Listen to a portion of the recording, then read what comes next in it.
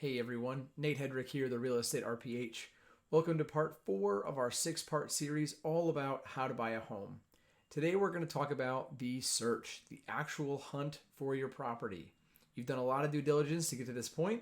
Now comes the fun stuff, finding the place that you're going to live. All right, so first you're going to want to have a long conversation with your agent using all the things that you did in step 1, your must-haves, your budget, location, all that stuff, to help hone down the list and make the search a little bit more manageable. That's why we had that done first. Once that agent has that information, they'll be able to give you access to the MLS, or the multiple listing service. This is a much more up-to-date, much more accurate system than Zillow or Redfin or Realtor.com that will let you see the homes as they come on the market. So it's really important that you get access to that, and you should have your own portal to be able to search and access things as those come up.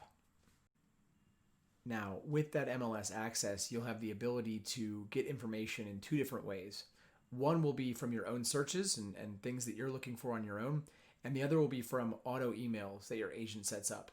A lot of times these will send every single morning, and they'll show you any new homes that come on the market, price reductions, homes that have gone under contract, things like that. And it's a great way to stay on top of the market and keep everything in clear view. And then once you actually find a home that you like, it's time to request a showing.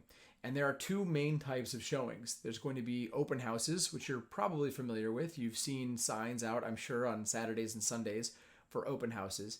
And those are time slots where the agent has set aside the home to be available for viewings for anyone that wants to stop by. There's no appointment required as long as you're within that time window.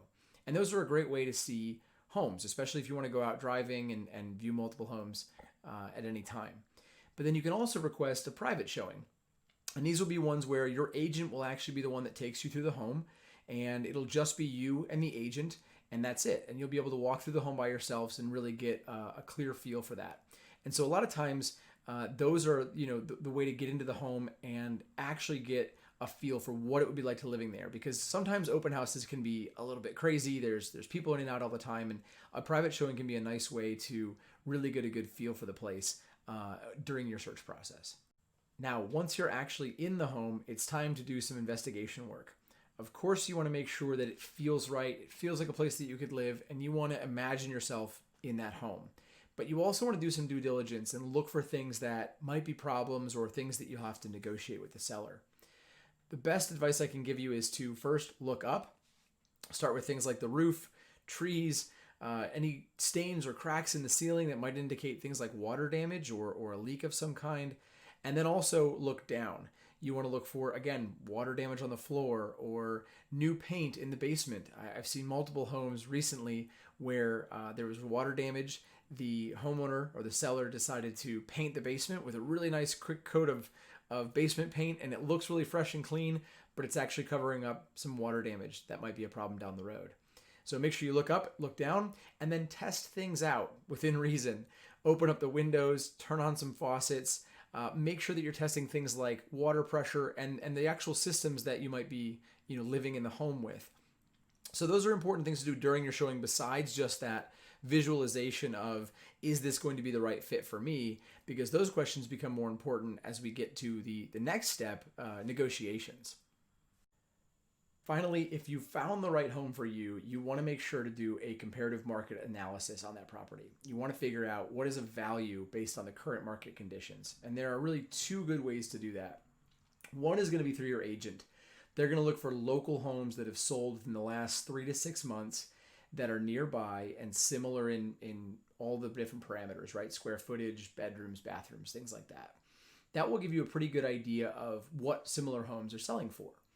The other thing that I recommend doing, though, is doing your own search for what else your money could buy you. So if you're buying a home for $200,000 and you're pretty set on it and you've gone through all the showings and everything seems like this is the right home for us, go back and do one more search, and it can be through the MLS, through Zillow, Realtor.com, doesn't matter, and look what else is out there in that same price range. Because what I've often found is that you get so into the weeds on this particular search and this particular home that you don't even realize the other options that are available because it's been a while, or you missed something that came on the market or something like that. So before you're ready to pull that trigger and put that offer in and go through the whole negotiations, which again, we'll cover in the next video, before you do that market analysis in both those ways, because you'll feel much better about where you're at in terms of price point, and you'll have the confidence to move forward with that purchase agreement when you're ready to do so.